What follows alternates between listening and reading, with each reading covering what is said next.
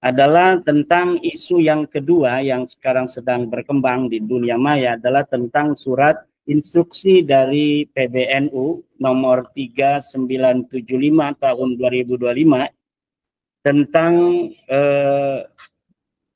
instruksi PBNU untuk pengurus wilayah, pengurus cabang, dan Banom NU. Di antara instruksi itu ada hal-hal yang bagi sebagian masyarakat ini dianggap ada offset di sana. Bagi sebagian masyarakat, terutama terkait dengan penyebutan nama PWILS, di mana di sana dikatakan dalam beberapa poin, ada 5 poin semuanya, dalam 1-2 poin itu terkait dengan isu nasab, di antaranya di poin keempat menyebut secara tegas nama Perjuangan Wali Songo Indonesia. Yang ingin saya katakan bahwa surat sebuah organisasi untuk kadernya itu adalah hal yang biasa dan itu wajar-wajar saja. Jadi jika PBNU sebagai sebuah organisasi kemudian membuat surat instruksi untuk kader-kadernya akan sebuah kegiatan atau akan sebuah sikap organisasi, itu adalah hal yang biasa yang harus kita hormati. Itu yang pertama. Yang kedua adalah bahwa PBNU dan PWILS secara hukum itu sama-sama organisasi yang berbadan hukum. Jadi PBNU mempunyai badan hukum tersendiri, PWILS pula memiliki badan hukum yang tersendiri, yang keduanya memiliki kekuatan hukum untuk diperlakukan yang sama di depan hukum Republik Indonesia ini.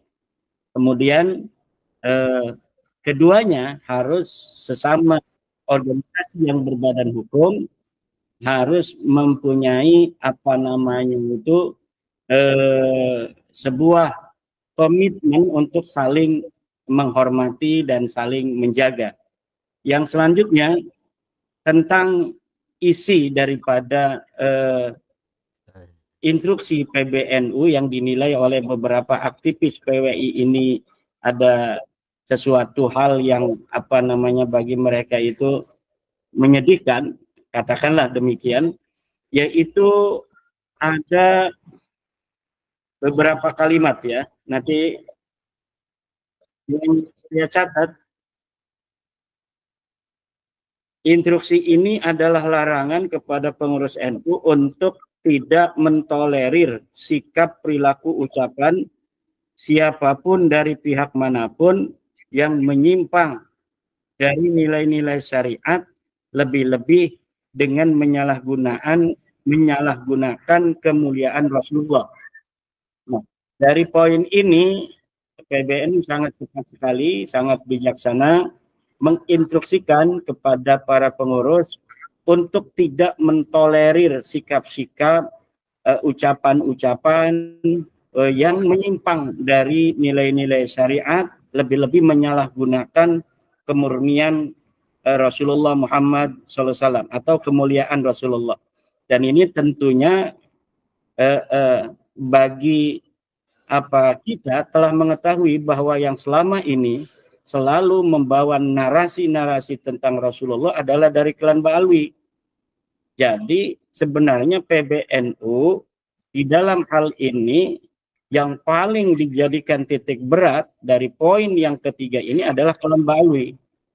Untuk kepada kader NU tidak mentolerir dari oknum-oknum Ba'alawi yang senantiasa membawa-bawa nama Rasulullah untuk kemudian digunakan kemanfaatannya untuk pribadi dan kelompok mereka, membawa-bawa nama Rasulullah, kemudian dengan membawa nama kemuliaan Rasulullah itu mereka mengambil manfaat dari sana. Jadi PBNU menginstruksikan kepada kader-kadernya di seluruh Indonesia untuk tidak mentolerir Ba'alawi yang senantiasa membawa-bawa nama mulia dari Rasulullah Muhammad SAW. Ya, jadi Kalau yang saya pahami dari instruksi itu demikian. Walaupun saya walaupun sebagai wakil ketua dari Perjuangan Wali Songo Indonesia memahami kader-kader PWI di bawah yang mempertanyakan tentang instruksi PBNU itu. Nah, tetapi di dalam kacamata saya ketika mencermati dari instruksi PBNU itu, dari poin ketiga ini jelas sekali pembelaan PBNU terhadap warga NU, terutama kader-kadernya, untuk tidak tertipu oleh orang-orang yang menggunakan nama Rasulullah untuk kepentingan pribadi dan kelompok mereka. Kemudian ini yang dipermasalahkan oleh para kader-kader PWI di bawah, yang perlu saya membantu PBNU untuk menjelaskan maksud PBNU. Walaupun nanti ini bisa dibantah kalau apa yang saya katakan, yang saya tafsirkan ini kemudian ada beberapa yang tidak pas dengan PBNU. Coba gue punya kendaraan sendiri. Di dalam poin 4, instruksi PBNU itu dikatakan setiap pengurus dan kader NU berkewajiban mencegah perpecahan, tafaruk, dan mendamaikan pertentangan, serta melepaskan diri dari keterlibatan dalam pertentangan mengenai nasab, baik keikutsertaan dalam silang pendapat yang meninggikan nasab, yang meninggalkan adab, maupun keikutsertaan dalam perkumpulan dan organisasi yang sengaja dibentuk untuk menjalankan permusuhan terkait masalah nasab seperti PWILS maupun yang berseberangan dengan PWILS. Yang berseberangan dengan PWILS siapa? Robita Alawiyah, Maktab Daimi, FPI, Jatmanya Pekalongan.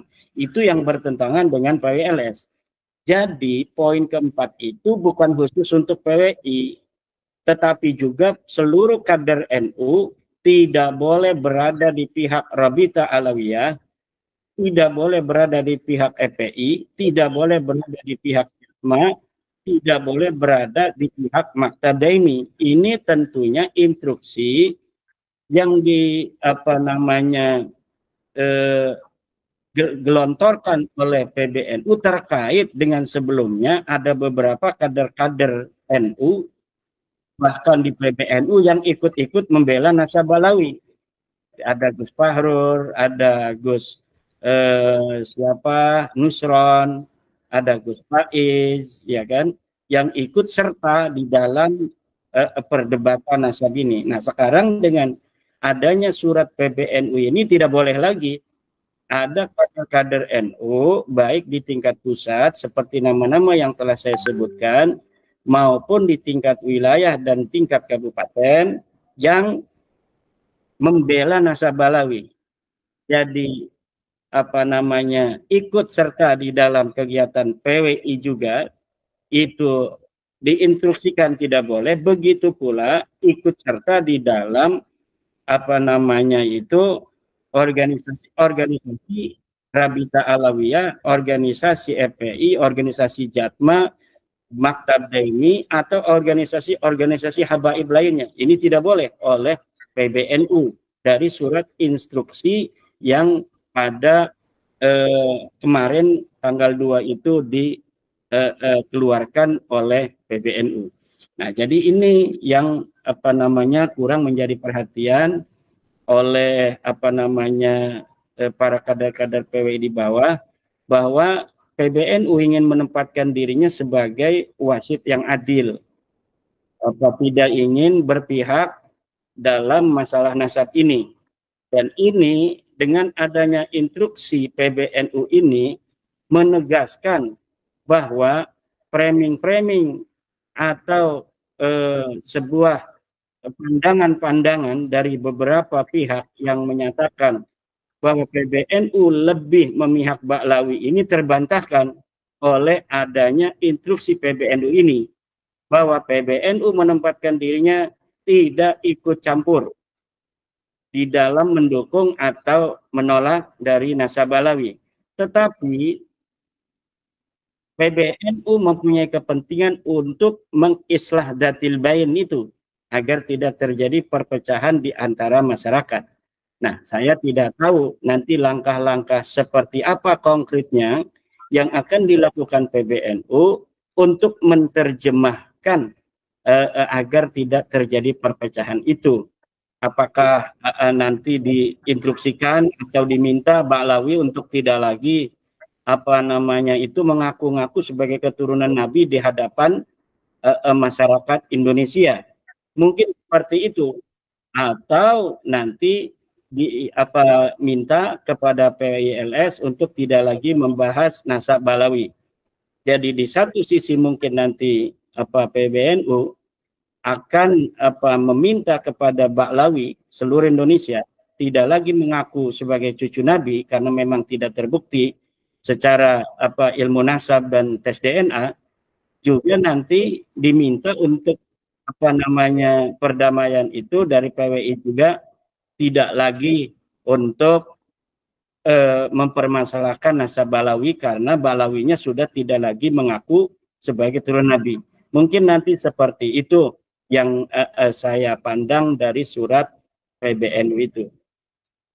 Nah, kemudian tentang tes DNA, ada sebelum nanti diterangkan oleh Dr. Sugeng, ada framing-framing bahwa tes DNA ini hanya tentang nasab Balawi yang putus dan mustahil secara DNA ini hanya diungkapkan oleh Dr. Sugeng Sugiarto dari Indonesia. Dan ini tidak tepat sekali. Karena apa? Tentang nasab daripada Ba'lawi yang tidak tersambung secara DNA kepada Rasulullah, ini sudah banyak dibicarakan oleh pakar-pakar di Timur Tengah juga. Saya bisa menyatakan bahwa para pakar-pakar ulama-ulama di Timur Tengah itu lebih dari 10 orang yang saya ketahui sudah menyatakan bahwa orang Arab itu berhaplogrup J1 dan keturunan daripada Rasulullah juga berhaplogrup J1. Di antaranya yang menyatakan bahwa orang Arab harus J1, satu pakar DNA Profesor Ubaidillah menyatakan DNA Arab adalah J1. Lihat dalam kitab Muqaddimah fi Ilmil Ansab halaman 189.